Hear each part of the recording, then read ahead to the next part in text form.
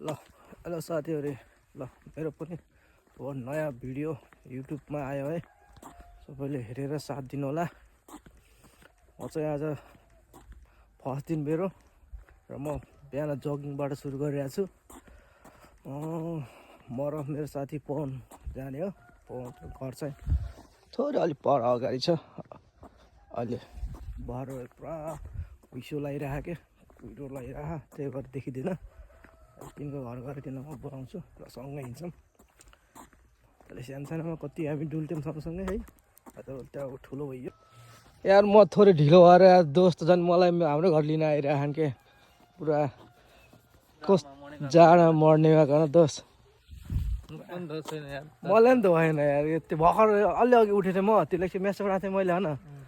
तिमी फेरि अलि रिप्लाई दिएनौ अनि एकचोटि हल्का कल हाने जस्तो गरेर कल हाने जाडो सुत्न चाहिँ मजा आउँछ अन्त तर यार खतरा कुहिरो लगाइरहेको केही देखेन यार हो र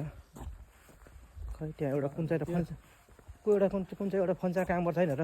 ए दाइ हो नि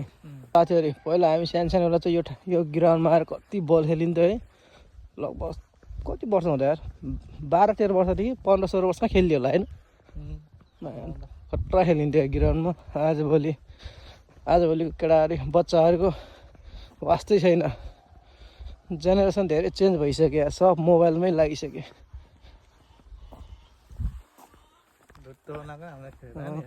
हामी खेल्दा हामी यस्तो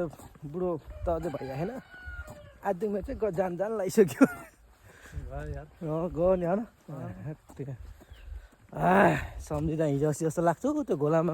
हो त्यो एउटा घोला क्या त्यहाँ पौडी खेल्थ्यो होइन पुरा कसले अरे त्यो कपडा सपडा लिएर जाने टेके बाजे कपडा सपडा बोकेर दौडिन्थ्यो बुढा बहुत हरामी यार बुढो यार यता चाहिँ घर खासै यिनीहरू चाहिँ खासै चेन्ज भएन क्या न यिनीहरू लाइन भएन उतापट्टि त खतरा चेन्ज भयो नि लाइन घर त तर बस्ती चाहिँ लास्टै बढिसक्यो यार ल साथीहरू मर्निङ वाक गरेर आइपुग्यो अब घर आइपुग्यो मजा आउँदो रहेछ यार